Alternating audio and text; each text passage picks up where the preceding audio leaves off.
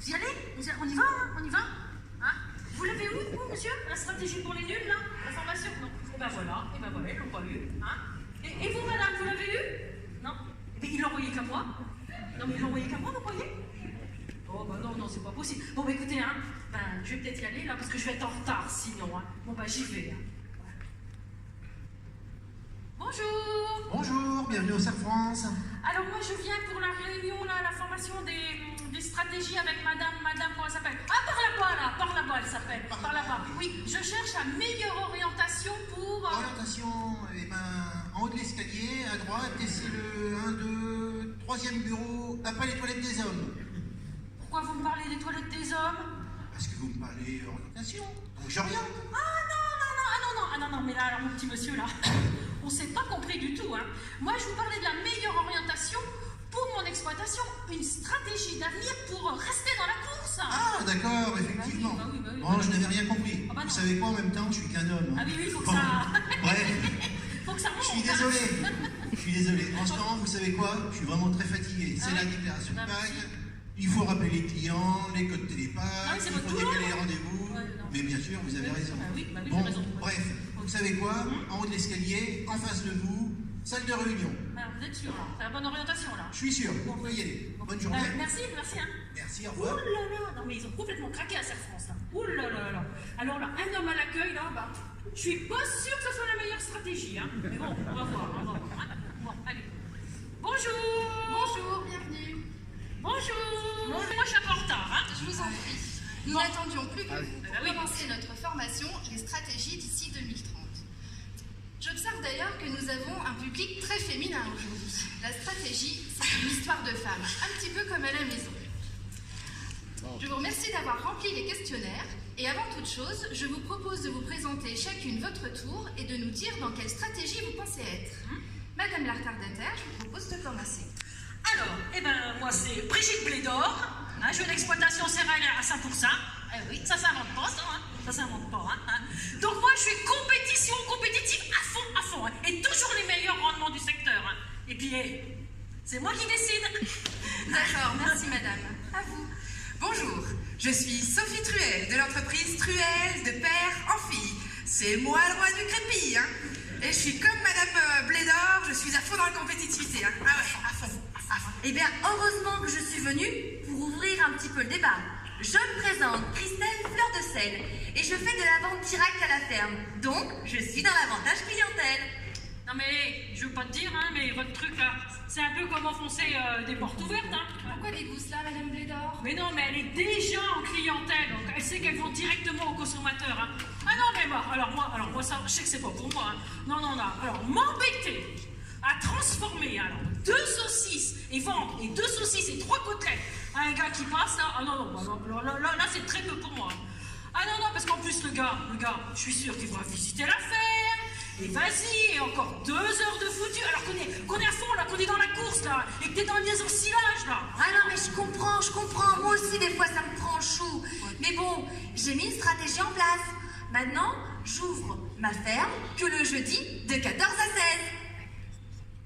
Mais du coup, j'ai un peu moins de monde.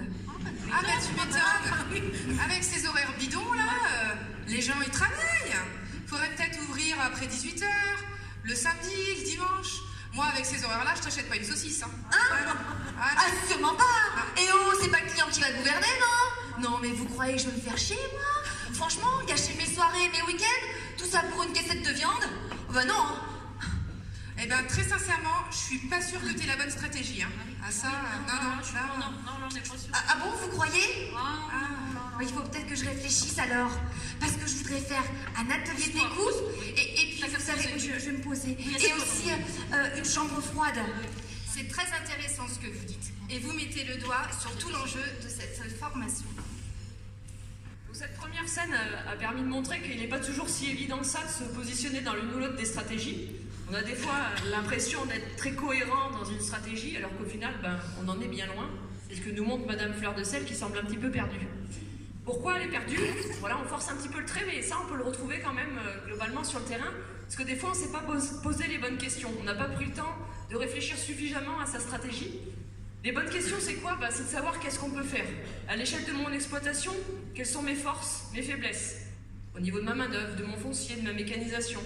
Quelles sont les opportunités et les menaces que j'ai au niveau de mon environnement, de mon territoire? Donc ça, c'est la question du « je peux ». Il y a aussi la question du « je veux ». En termes de dirigeants, au niveau de l'homme et de sa famille, quels sont mes objectifs personnels et professionnels?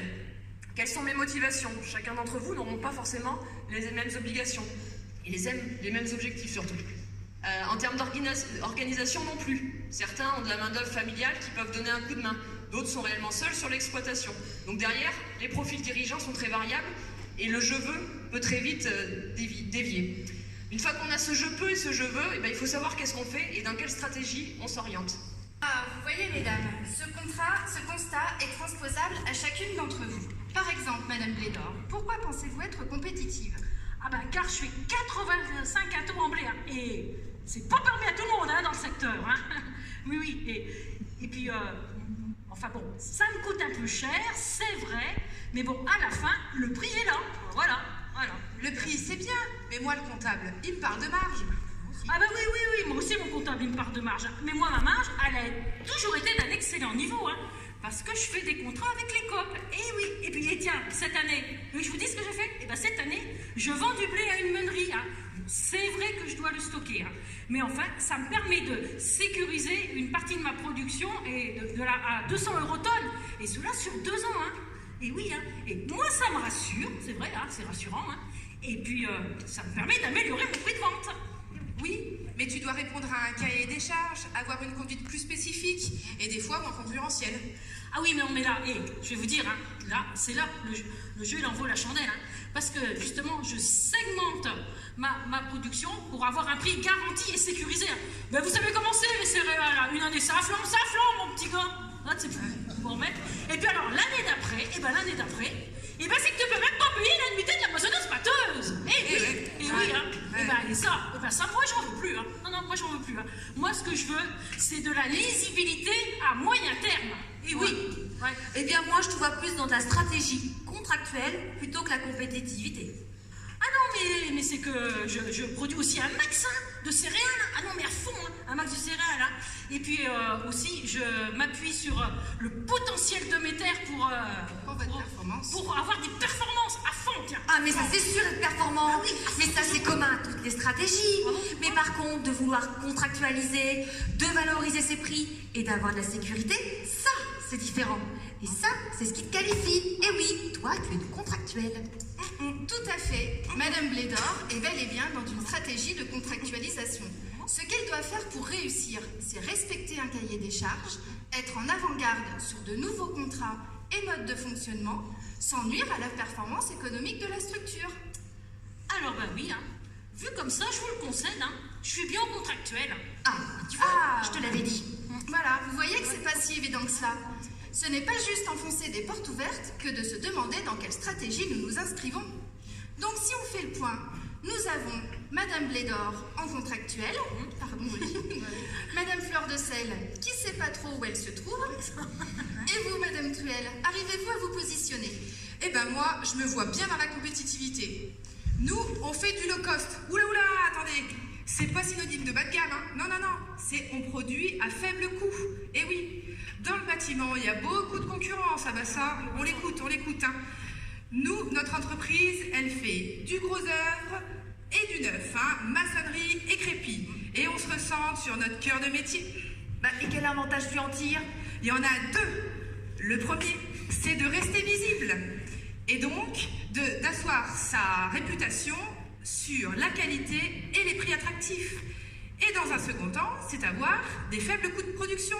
Tirer les coûts du mètre carré au niveau de la main-d'œuvre et du matériel, mais également, pardon, excusez-moi, mais c'est aussi, dans le neuf, avoir des chantiers homogènes. Et oui, c'est pas le cas du tout de la rénovation. Oula non, on peut avoir des grosses surprises et des fois des pertes de temps mémorables. Ah, mais chez toi, tout est au carré. Rien n'est laissé au hasard. Oula non, j'ai pas le choix. Nous, on a investi dans un logiciel où là, la crème de la crème. On peut avoir des coûts de production et des devis le plus juste possible. Et oui, moi je sais si je dois prendre un chantier ou pas, hein, quitte à prendre de la manœuvre en intérim. Hein. Je suis au centime près. Eh oui. En plus de ça, j'anticipe, je planifie, j'achète les matériaux quand ils sont le prix au plus bas possible. Et globalement, quand je voyais les moyennes du CERF France, je suis assez compétitive. Et ça, si le comptable le dit, c'est que c'est vrai. Ça, c'est le comptable le dit. Ça, c'est sûr que c'est vrai. C'est un positionnement très assuré et très intéressant pour le groupe. Vous nous montrez bien dans vos propos que rien n'est laissé au hasard. Rien. Vous avez une orientation définie que vous appliquez dans chacun de vos choix. Je vous vois bien dubitative, mesdames. Je vous laisse donc réfléchir à votre stratégie d'ici 2030. Donc à travers cette scène humoristique, nous avons vu que la réflexion sur les stratégies, elle est très importante. Voilà, il y a 2 messages à retenir, c'est qu'il n'y a pas une bonne stratégie, il n'y a pas une meilleure que les autres, mais toutes les stratégies peuvent coexister sur un même territoire, ce qu'on voit avec nos 3 entrepreneuses. Ce qu'on observe aussi, c'est que tout le monde n'est pas forcément au même stade de la réflexion. On a Madame Truel, qui est plutôt très cohérente entre ce qu'elle pratique et ce qu'elle a en tête. On a Madame Blédor, qui est très cohérente au niveau de ses pratiques, mais qui ne savait pas qu'elle était en avantage contractuel. C'est sa découverte. Et puis on a Madame Fleur de Sel, qui est franchement perdue, et pour qui il y a encore beaucoup de travail à faire. Elle a prévu de prendre rendez-vous avec nous la semaine prochaine. C'est une bonne idée. Donc la bonne stratégie, c'est quoi? C'est être capable de faire un choix. Faire un choix, c'est ce qu'on m'a dit tout à l'heure, connaître son profil dirigeant, et puis être capable derrière d'analyser sa stratégie au regard de son territoire et de sa filière. Être capable d'imaginer un petit peu tous les champs possibles.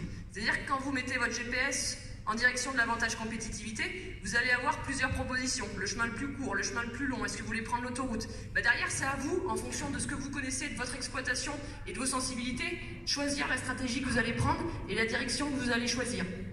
Une fois que tout ça est acté, il y a un plan d'action qui peut se mettre en place et un accompagnement pour que derrière, vous ayez une stratégie qui soit pérenne et adaptée à l'entreprise, mais surtout à vous en tant que dirigeant. Vous allez nous dire, et concrètement, le CERF France peut vous accompagner là-dedans. Comment? En se posant avec vous et en vous accompagnant sur cette première phase d'audit. Un audit stratégique pour essayer de faire un peu le tour, panorama de votre entreprise, de son environnement et de vous en tant que chef d'entreprise.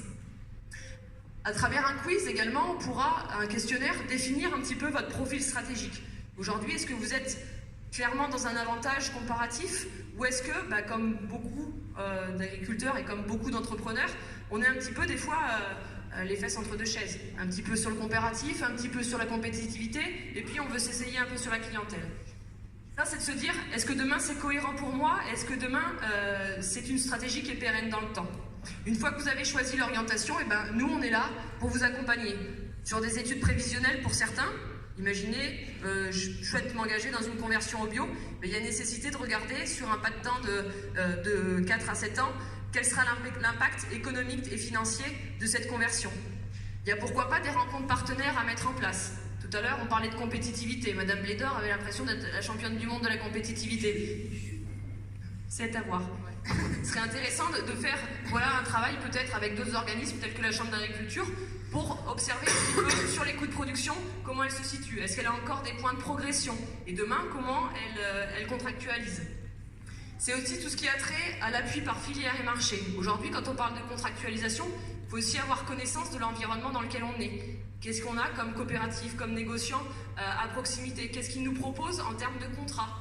Voilà, on peut avoir connaissance de ce qui existe, mais pas forcément connaître les cahiers des charges. Là-dessus, on peut aussi vous accompagner. Et enfin, on est aussi, et on veut être reconnu sur tout ce qui est accompagnement stratégique, puisqu'aujourd'hui, l'engrenage, il tourne, vous êtes quelquefois pris de court, un peu perdu, parce qu'il est compliqué de relever la tête. Donc nous, on est là aussi pour vous accompagner, pour prendre le temps avec vous de définir votre stratégie. Donc voilà, si aujourd'hui, comme Madame Blédor, Madame Truel ou Madame Fleur de Sel, vous réfléchissez à la question des stratégies, on est là pour vous accompagner, donc n'hésitez pas à pousser la porte du CERF France. Normalement, ce sera une femme à l'accueil, donc vous devrez être bien accompagné. Merci à tous et bonne soirée.